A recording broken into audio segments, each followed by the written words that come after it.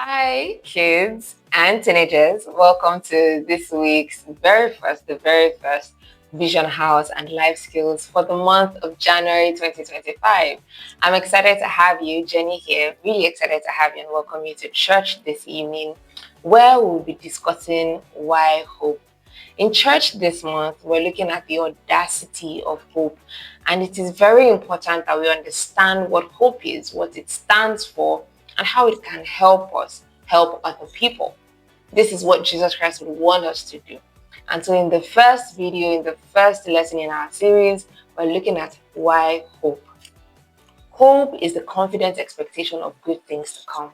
You're believing and really looking forward that something good is going to happen. It means that it's why we have phrases like you don't give up hope.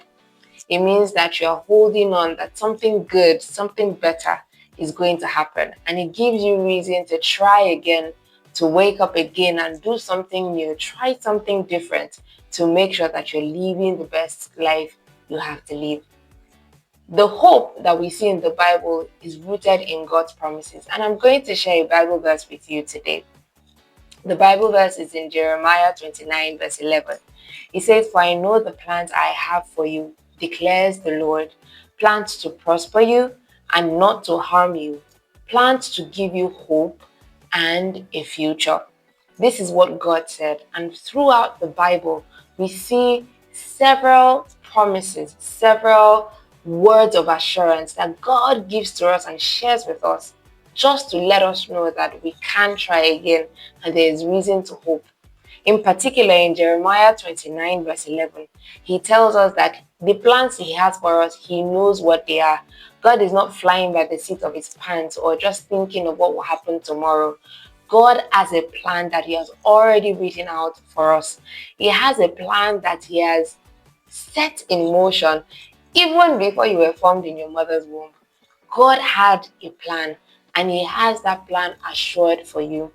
And so I want you to know that God's plans for you are to prosper you. Those plans are not to harm you in any way. It is for your own good. And this plan is supposed to give you hope and a future. Why is hope important? In desperate, difficult times, maybe you're going through a tough time in school, with your friends, in your family, you see a neighbor going through a difficult time.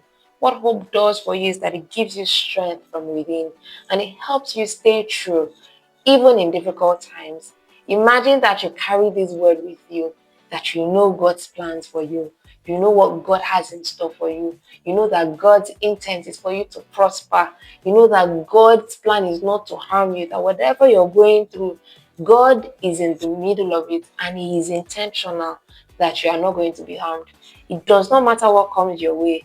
You would always be confident, happy, and joyous because you know that no matter how difficult things may get, God is intentional about you. And that is what hope can do for you. Gives you strength in difficult times.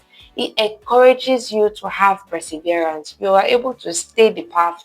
If you decided that you wanted to, do something new in your class or read better or, come first in your endeavors in your class among your mates, and you had a test and it was 60 over 100, knowing that, God has good plans for you would mean that you are able to stay on track, knowing that you can do better even tomorrow. You can try in another test and it will come out great. God has designed this hope for us. He has designed the human mind to be able to hold on to hope. And this hope gives us strength and also encourages us to persevere. In fact, it encourages us to have faith. I believe that hope can be a bedrock for our faith to thrive and move forward and blossom. Hope is important for us. Isaiah chapter 40 verse 31 says, "For those who hope in the Lord will renew their strength." When your hope is in the Lord and what God can do for you, your strength is renewed. You are able to do better, forge ahead, go forward, and do beautiful, mighty, mighty things. I ask you, what are the things that you hope to happen to you in this year, in this month, and even in your life in general? With this question, let us go to the life skills section for today's lesson.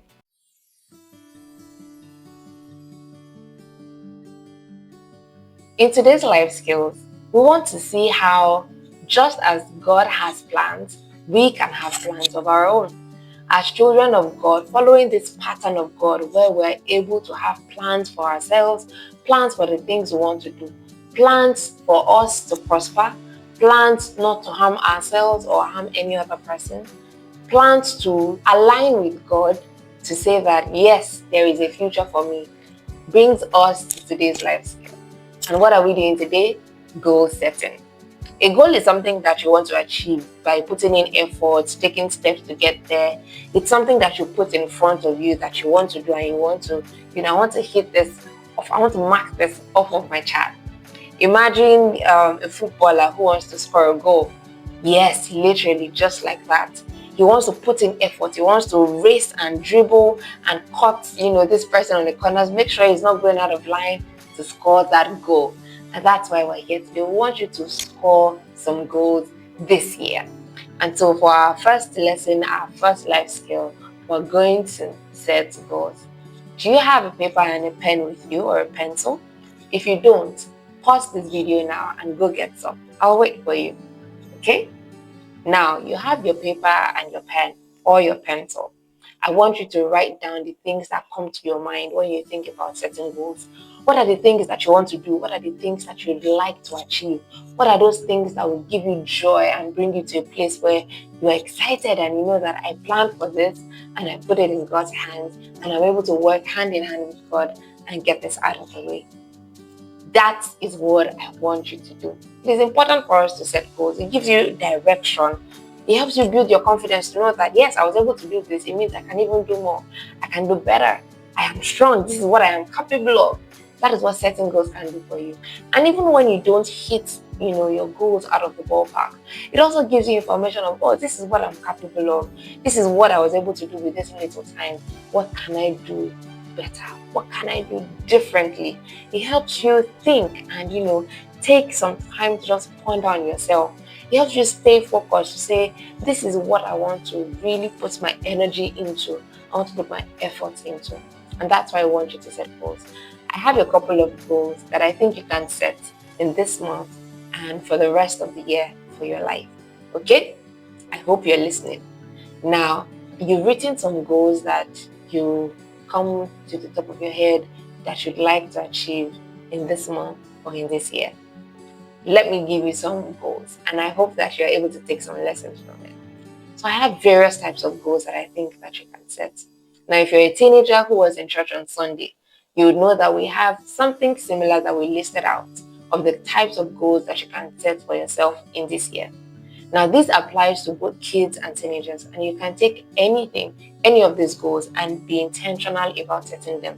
Be intentional about putting in your efforts and energy to make sure that you achieve these goals. The first one is a faith goal.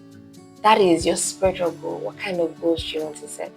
Okay, there's the learning goal, there's your best self goal, there's your physical goal, there's your friendship goal, there's your creative goal, there's your home goal, there's your area goal, there's your H&H, which is your health and hygiene, and then there is a fun goal. Now, these are goals, areas that I think you can set your goals in from. If you've not thought about it before, write one thing that you'd like to achieve in each of these areas of your goals, each of these areas of your life to set goals in. Now, you can decide that you want to memorize a particular chapter of the Bible that, a friend of yours has used and you just enjoyed how God spoke through that particular chapter. It could be that you want to pray more consistently. Maybe you want to make sure that 5 minutes before you go to school every day, you want to say a short word of prayer. You want to talk to God. That may be your goal. It could be that you want to make sure that at the end of school, every day, once you're done with your homework, you want to sit down and go through the lessons that you have learned in each day. Whatever your goals are, make sure you set them. Now, on your screen, I'm going to put, a picture of the various types of goals and different examples that you can set in goals. These are just to inspire you. Don't copy me. Don't try to do exactly what I have done, but are just to give you an idea of the kinds of goals that you can set. Make sure you set at least one in each of the areas that I have mentioned. And you may even have more goals that don't fit into any of these areas that I have mentioned. What I would just like for you to do is make sure that you set these goals and be intentional about them. Feel free to pause this video at any point to make sure that you are able to catch the examples that I have put on your screen. Feel free. This is just for you to enjoy and make sure that you set the goal. The more important thing is that you set your own goal. Okay? Now, if you're finished setting your goal, I want you to take some time to share it with your siblings, with your mom and dad, and talk about it with them. On Sunday, we would expect that you bring your goals to church to share with your teachers who you'd meet at the kids zone and the teen zone in the upper room.